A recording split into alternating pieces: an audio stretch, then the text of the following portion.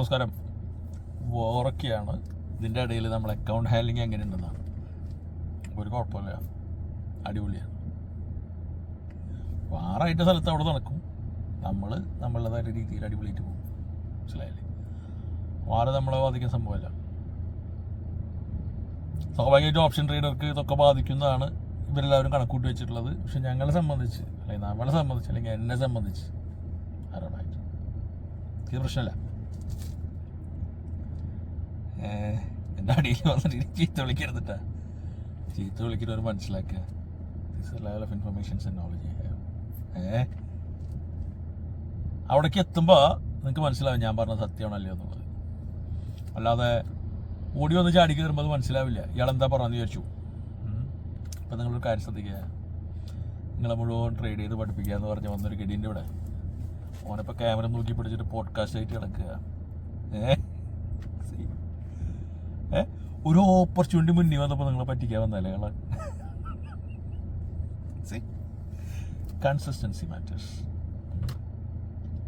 Algo ഇപ്പോൾ HFT എന്നും പറഞ്ഞിട്ട് ആൽഗോ മുഴുവൻ ബാൻ ചെയ്യാനുള്ള പരിപാടി സ്റ്റെപ്പ് എടുക്കുന്നുണ്ട്. അപ്പോൾ അടുത്തന്നെ അത് ബാൻ ആവും. അതായത് ഇൻഡിവിജ്വൽ ആൽഗോ ചെയ്യാം. Maximum number is 5. അതിൻ്റെ മുകളിലേക്ക് ചെയ്യാൻ പറ്റില്ല എന്നാണ് latest ruling. Dedicated IP, static IP എന്നൊക്കെ പറഞ്ഞിട്ട് പുതിയ സാധനങ്ങൾ വന്നിട്ടുണ്ട് ആൽഗോയിൽ. ഒരു ക്ലയൻറ്റിനും ഒരു IP വേണം. So it's traceable 100%. അവർ നമ്മൾ പിടിക്കും. അപ്പോൾ അത് പൂട്ടി. അപ്പോൾ ഇതൊക്കെയാണ് അവസ്ഥകൾ. മനസ്സിലായില്ലേ?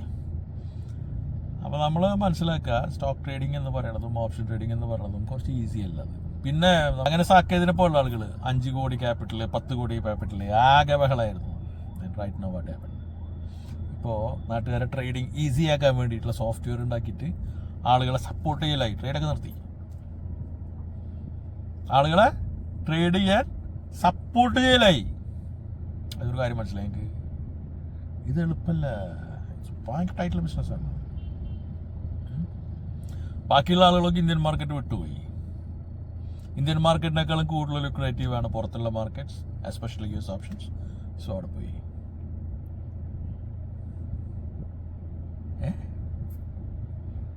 നിങ്ങൾ മനസ്സിലാക്കണോ? പിന്നെ അടുത്തുണ്ട് മറ്റേ എന്താണ് ഹരിപ്രസാദ്. അയ്യോ, അവൻ്റെ ടെലഗ്രാമിൽ ഭയങ്കര പരസ്യ. ഓരോ 2 മിനിറ്റ് കൂടുമ്പോഴും ഞാൻ സബ്സ്ക്രൈബ് ചെയ്തിരുന്നു.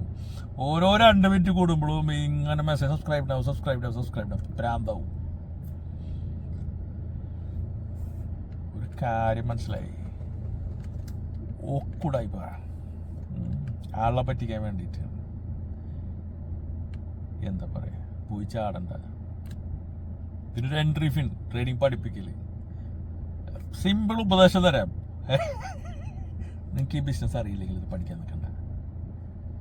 ഇത് പഠിക്കാൻ ശ്രമിക്കുക ആർക്കാന്ന് വെച്ച് കഴിഞ്ഞാൽ അത്രയും പേഷ്യൻസും അത്രയും ടൈം ഉണ്ടെങ്കിൽ, ഇതിൻ്റെ പിന്നിൽ ഗ്രാഫ് നോക്കിയിരുന്ന് തല പൊട്ടിക്കാനുള്ള അത്രയും കോൺഫിഡൻസ് ഉണ്ടെങ്കിൽ, അത്രയും പേഷ്യൻസ് ഉണ്ടെങ്കിൽ, വീട്ടിലുള്ള ആളുകൾ സപ്പോർട്ട് ചെയ്യുന്നുണ്ടെങ്കിൽ യു ഗോ ദേർ. ഇത് ഒരിക്കലും ഈസിലി സക്സസ് ആവാൻ പറ്റുന്ന സ്പേസ് അല്ല. ആരൊക്കെ നിങ്ങളെടുത്ത് ഈസിലി സക്സസ് ആവാൻ പറ്റുമെന്ന് പറയുന്നുണ്ടെങ്കിൽ അത് 100% ഫേക്കാണ്. 100% ഫേക്കാണ്, നടക്കില്ല. പഠിപ്പിക്കാൻ ആർക്കും പറ്റും. കാരണം ഇതിന് ചോദ്യം ചെയ്യാൻ ആരും ഇവിടെ വരില്ല നിങ്ങളടുത്ത്. കാരണം അവർക്ക് അറിയില്ല ചോദ്യം ചെയ്യാൻ. മാർക്കറ്റല്ലേ, ഇന്നിപ്പോൾ ചെയ്യാൻ പറ്റിയില്ല, കാശ് പോയി എന്ന് പറഞ്ഞാൽ പോയി, അത്രേ ഉള്ളൂ. അതുകൊണ്ട് വളരെ സൂക്ഷിച്ച് ചെയ്യേണ്ട ഒരു കാര്യമാണ്. ഈ ഉള്ള സേവിങ്സ് കൊണ്ടുവന്നിട്ട് ഇതിൻ്റെ ഉള്ളിൽ കൊണ്ടുപോയിട്ട് കളയണ്ട, വിട്ടുപോകും.